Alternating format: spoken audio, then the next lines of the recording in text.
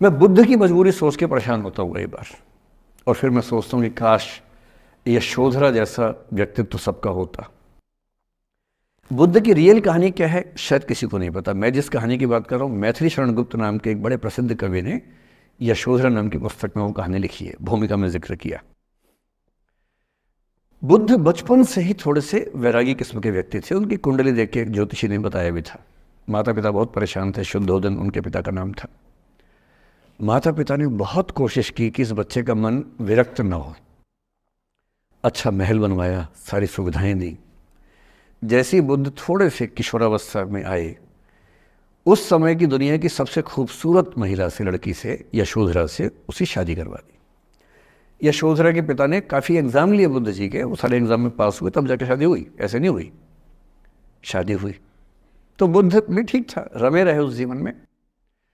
बेटा हुआ उनका राहुल।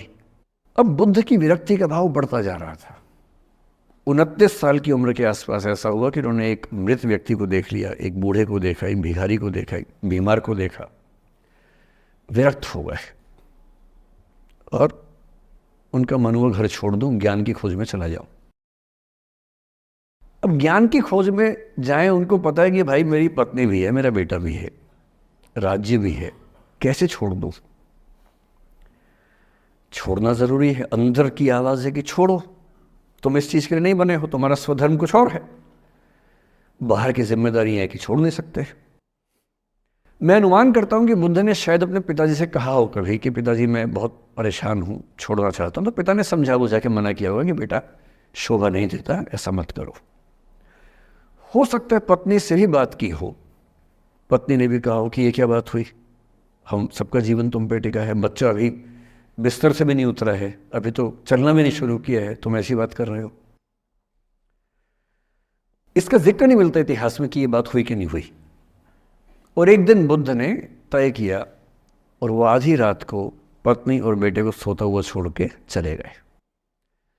इसको बौद्ध परंपरा में महाभिनिष्क्रमण कहते हैं, बुद्ध का अपने घर से निकल जाना। अब बुद्ध चले गए, लेकिन मैथिली शरण गुप्त यशोधरा के पर्सपेक्टिव से बुद्ध को देख रहे हैं।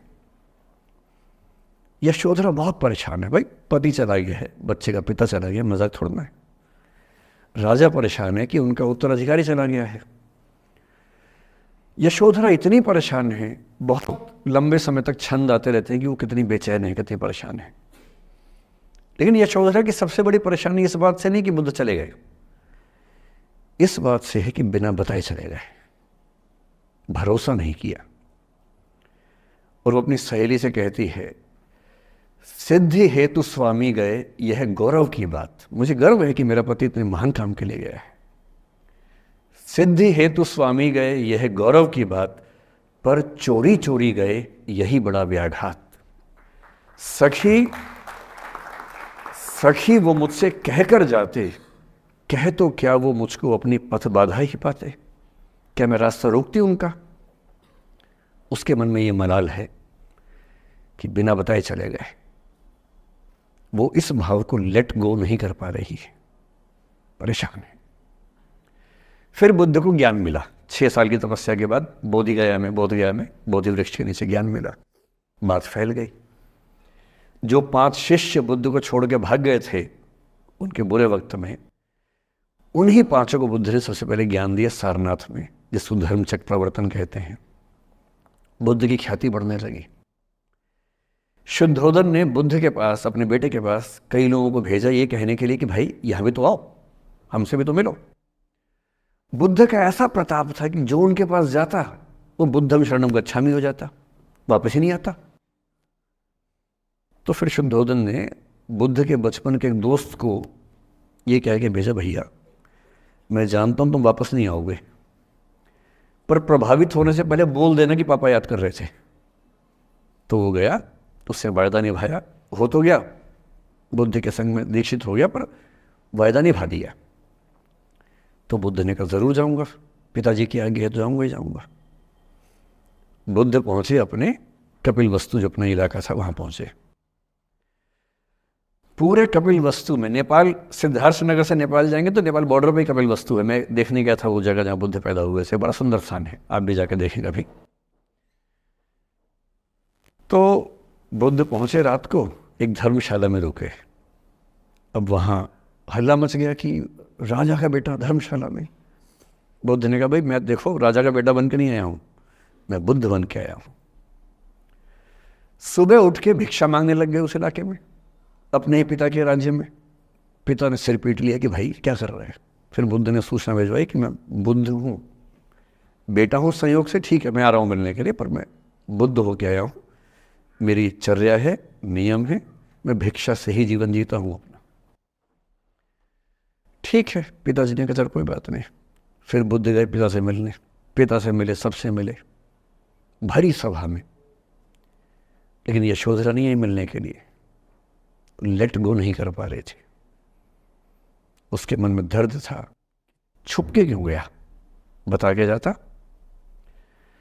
बुद्ध ने पूछा पिता से कि यशोधरा कहाँ है, तो बोले कि वो कह रही है कि अगर बुद्ध मिलना चाहेंगे तो खुद ही मिलने आएंगे मुझसे, मैं क्यों जाऊंगी भाई, आत्मसम्मान भी तो कोई चीज़ है, मैं क्यों मिलने जाऊंगी। तो बुद्ध मिलने गए। सोचिए एक कमरे में यशोधरा बैठी है, राहुल साथ में है। अब राहुल थोड़ा सा बड़ा हो गया है, 6-7 साल का है। बुद्ध गए हैं। अब आपके मन में आ रहा है कि बुद्ध वहाँ जाके बोलेंगे सॉरी मैंने गलत किया, I hurt you, I really feel sorry. Buddha है वो बुद्ध, वहाँ जाके क्या बोल रहे पता है, भिक्षाम देहि, भिक्षा दो।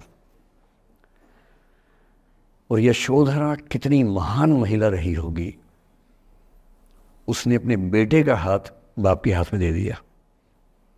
लेट गो का इससे महान उदाहरण दुनिया के इतिहास में नहीं है कि चलो आखिर तुमने आके झुक के कुछ मांगा तो सही।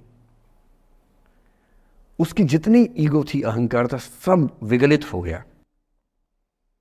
और जो औरत परेशान थी कि मुझसे बिना बताए गया, उसने अपने बेटे को दे दिया कि इसको लेके जाओ, क्योंकि मैं जानती हूँ कि तुम महान काम कर रहे हो, और तुम महान काम कर रहे हो तो मैं क्यों बीच में आऊँगी भाई।